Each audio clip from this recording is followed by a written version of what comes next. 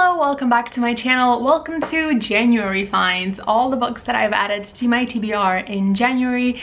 Again, a reminder, these are not books that are ones that I plan to get to soon. They're just books that I found out about that I'm interested in one day picking up and reading. The first book that I added on January 2nd was The Maidens by Alex Michaelides. This book is coming out in June of 2021. So this author wrote The Silent Patient, which I really enjoyed. I'm very excited about this one. Also, the cover is incredible. I am a sucker for any kind of marble statue anywhere.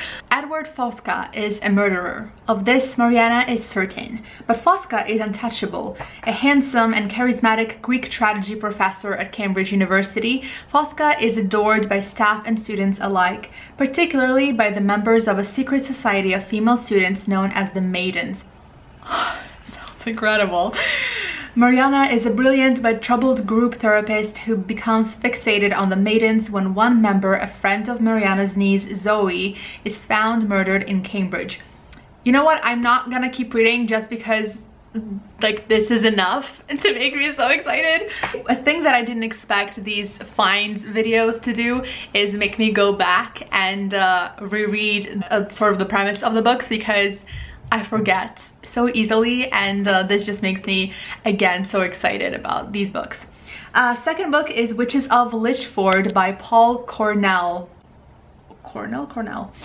This book was recommended by Emma from the Overstuffed Shelf. I really liked the way she talked about it, and it sounded interesting. And when I went to check it out on Goodreads, I found out that my favorite romance writer, KJ Charles, left a wonderful review of it. Also really enjoying it, so it's definitely on my TBR. So this is a urban fantasy novella with witches and paranormal stuff. Okay, and also it says horror. Let's see. The villagers in the sleepy hamlet of Lichford are divided. A supermarket wants to build a major branch on their border. Some welcome the employment opportunities, while some object to the modernization of the local environment. Judith Mawson, a local crank, knows the truth that Lichford lies on the boundary between two worlds, and that the destruction of the border will open wide the gateways to malevolent beings beyond imagination. But if she is to have her voice heard, she's going to need the assistance of some unlikely allies. So this is only 144 pages long, and it sounds witchy and fun and horror-y, which I'm all for. Next, I have this Hostel Life.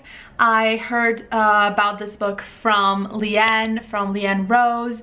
This is a very short, it's only 83 pages long. Malatu Okeokori tells stories of migrant women in a hidden island. From a day in the life of women queuing for basic supplies in an Irish direct provision hostel to a young black woman's depiction of everyday racism in Ireland, her nuanced writing shines a light on the injustice of the direct provision system and on the insidious racism experienced by migrant women living in Ireland.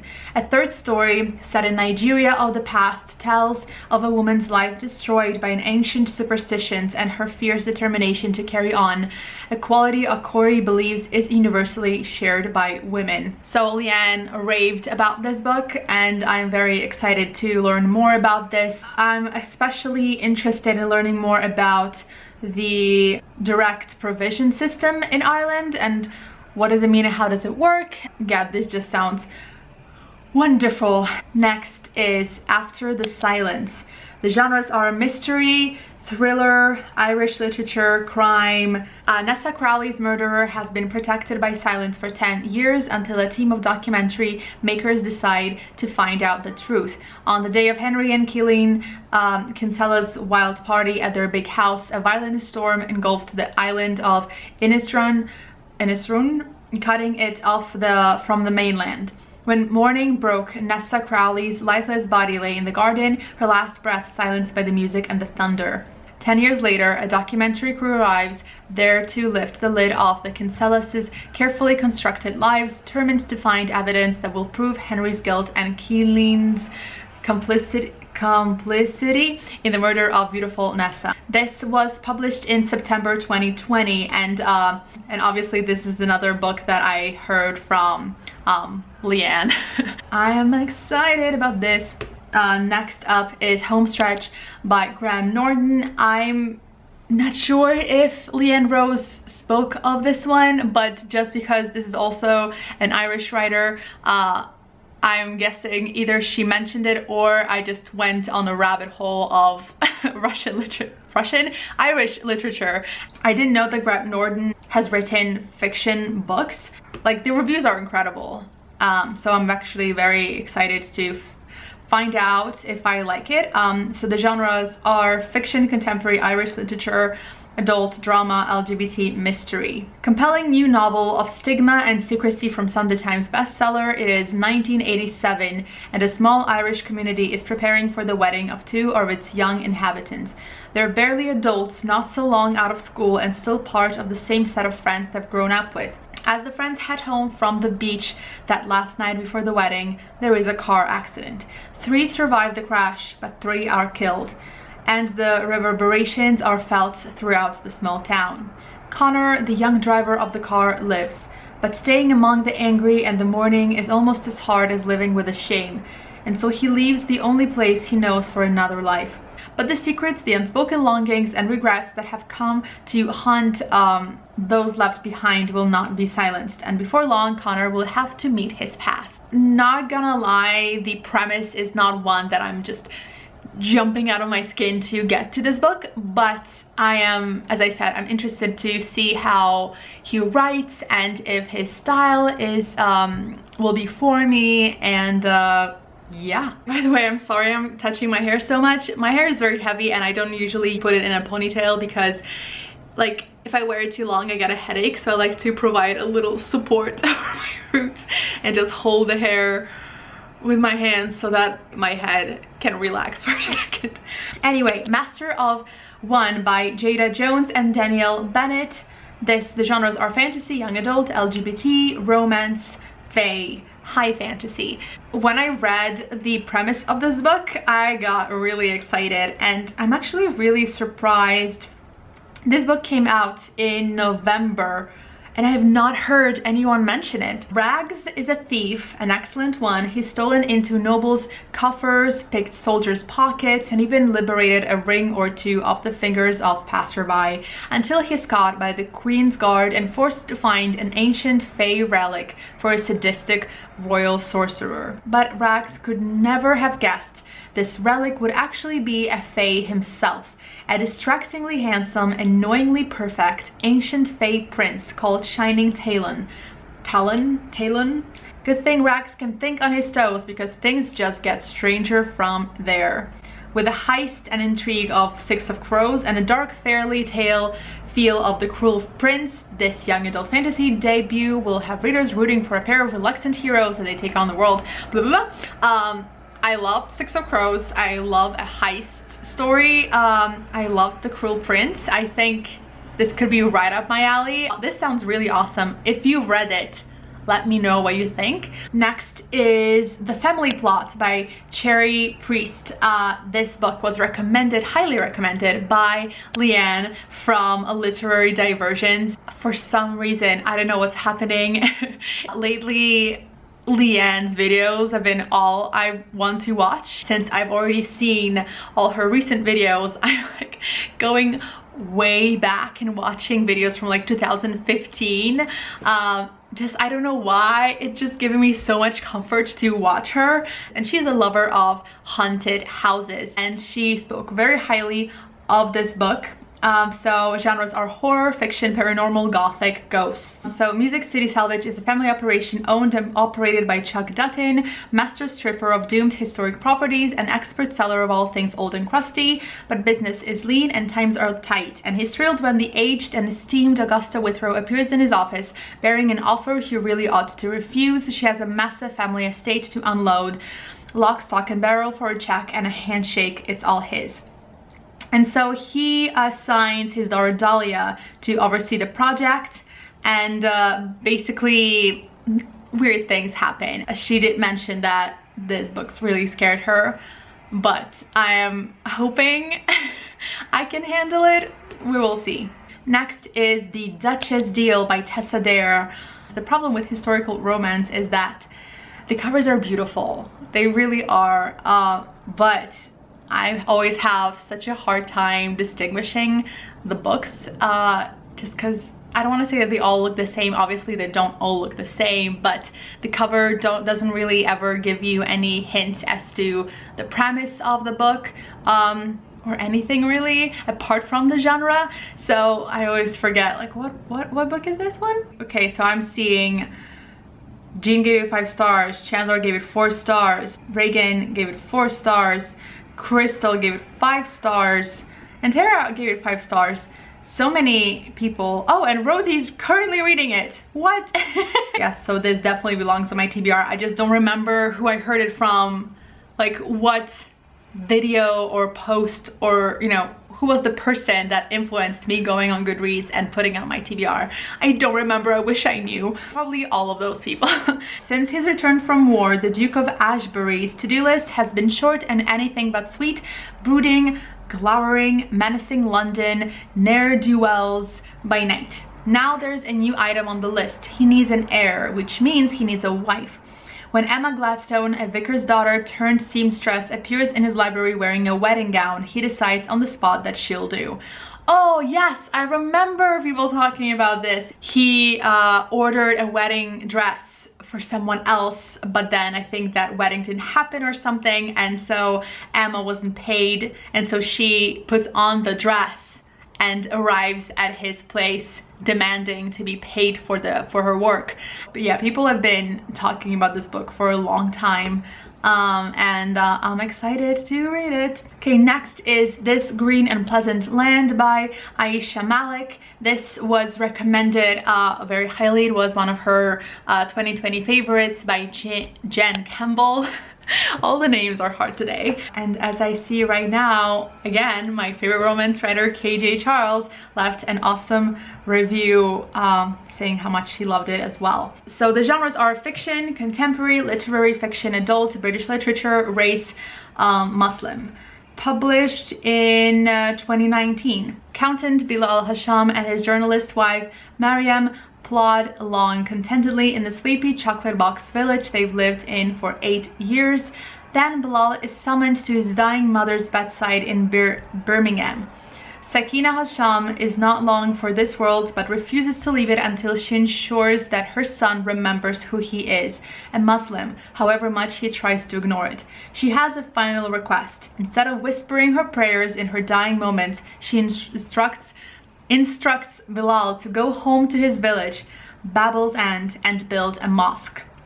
Mariam is horrified. The villagers are outraged. How can a grieving Bilal choose between honoring his beloved mom's last wish and preserving everything held dear in the village he calls home?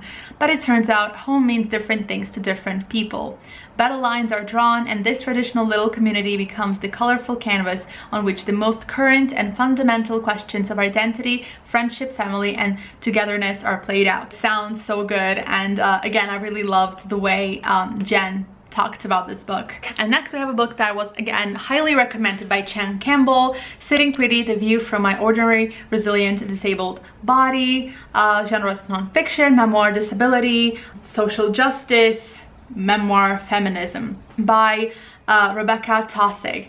Everything that I've heard about this book sounds incredible, and it's a memoir in essays, yes, and I cannot wait to read it. Then I have Memories Hostage by Margaret Pinard. You may have heard about Margaret on this channel before, and you can go check out her channel. She's incredible, and she's a writer, and she has written several books, and I've decided to start my journey into her books with Memories Hostage.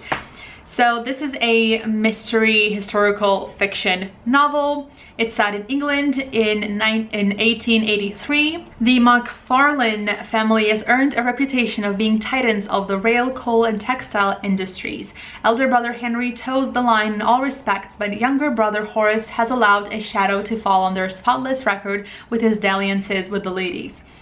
However, young Horace's escapades are shoved into the background when a much larger scandal lands on the McFarlane's doorstep, or in this case, their bathtub, when a young woman is found with not a stitch of clothing nor a shred of memory in their house. The McFarlanes must keep it a secret while scouring their history and hers for any clues to why she was placed there. This is enough for me to read this book. I love a mystery, I love historical fiction, also because it's set in the late Victorian era. I am here for it. Next is an Agatha Christie book. I planned to one day get through all Agatha Christie books. I've only read one so far, and it's so interesting how I weirdly randomly add certain books to my TBR as if they're not all on my TBR. In this instance, I added The Murder of Roger Ackroyd, which is Poirot novel, the 4th in the Poirot series. It says it's considered to be one of Agatha Christie's most controversial mysteries. The peaceful English village of a king's abbot is stunned. First, the attractive widow Ferrars dies from an overdose of veronal. Not 24 hours later, Roger Ackroyd, the man she had planned to marry, is murdered. It is a baffling, complex case involving blackmail, suicide, a violent death, a cast that taxes Hercule Poirot's little grey cells while he reaches one of the most startling conclusions of his fabled career. Sounds intriguing and exciting, and I definitely want to get to it. Let's take a breather. Then I have Death on the Nile, again by Agatha Christie, and this is the 17th Poirot novel. I think I want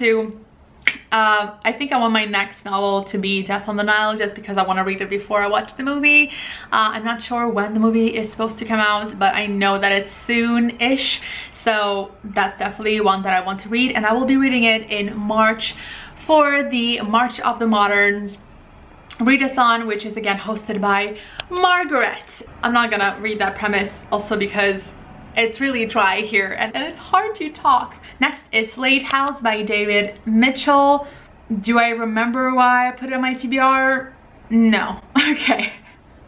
Okay, genres: horror, fiction, fantasy, mystery, paranormal, thriller. It was published in 2015. Down the road from a working-class British pub along the brick wall of a narrow alley, if the conditions are exactly right, you'll find the entrance to Slade House. A stranger will greet you by your name and invite you inside. At first, you won't want to leave. Later, you'll find that you can't. Every 9 years, the house's residents, an odd brother and sister, extend a unique invitation to someone who's different or lonely. A precocious teenager, a recently divorced policeman, a shy college student. But what really goes on inside Slade House? For those who find out, it's already too late. Spanning 5 decades from the last days of 1970s to the present, leaping genres and barreling towards an astonishing conclusion, this intricately woven novel will pull you into a reality-warping new vision of the haunted house story as only David Mitchell could imagine it. This sounds so good, and again, I wish I remembered where I heard about this book from, but I just can't, but I don't remember. Next is A Fashionable Indulgence by KJ Charles. I went on a rabbit hole of KJ Charles. I was on her Goodreads looking through her reviews to different books, and then I went on her blog and I was just reading. It was a good time. Okay, I read many books from her, but I do want to continue and one day read, if not all, then most that appealed to me. So I added this one. This was published in 2015. When he learns that he could be the heir to an unexpected fortune, Harry Vane rejects his past as a radical fighting for government reform and sets about wooing his lovely cousin, but his heart is captured instead by the most beautiful, chic man he's ever met, the dandy tasked with instructing him in the manners and style of the temps. Harry's new station demands conformity, and yet the only thing he desires is a taste of the wrong pair of lips. I love how over the top this is. Definitely wanna read. And the last one is The Strings of Murder by Oscar de Muriel. Ow. Okay. So, this is mystery, historical fiction, crime, thriller, Victorian. And you can say, Lana, if this hurts you so much, why don't you just lay your hair down? But I'm committed to this ponytail, so I'm gonna suffer on for just a little bit longer. Okay, so Strings of Murder, spellbinding concoction of crime, history, and horror, perfect for fans of Sherlock Holmes and Jonathan Creek. Edinburgh,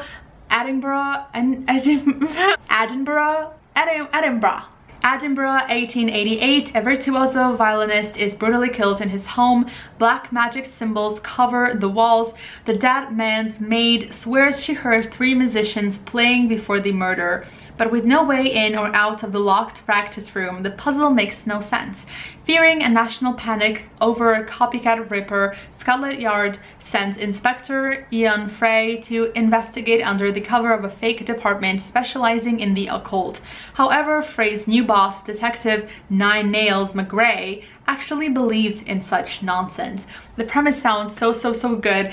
The only thing that just feels weird, I don't know, there's a popular answered questions on Goodreads, and it says, I've seen a few reviews complaining about anti-Scottish prejudice, not just of a character but in a way that shows that this view is correct. Not really my thing at all. If this is true, is this the case? And the answer to that was, one of the main characters is an Englishman forced to work in Edinburgh as a detective. He's very anti-Scottish, but I have to say as a Scot that I didn't find it at all offensive. A lot of his remarks are hilariously over the top. He himself is insulted at length by the Scottish characters. I thought it was very funny, but if you're sensitive about that sort of thing, then I wouldn't read it.